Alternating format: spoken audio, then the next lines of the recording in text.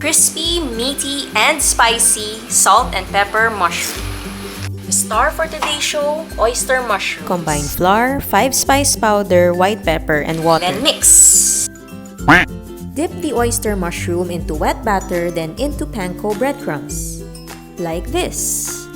Fry mushrooms in hot oil in batches.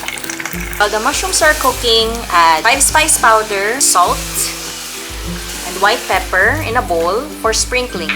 Once golden, transfer to a cooking rack or strainer. In a wok or large pan, add onions, garlic, bell peppers, chilies, and spring onions. Then mix and let everything cook. Add back the mushrooms.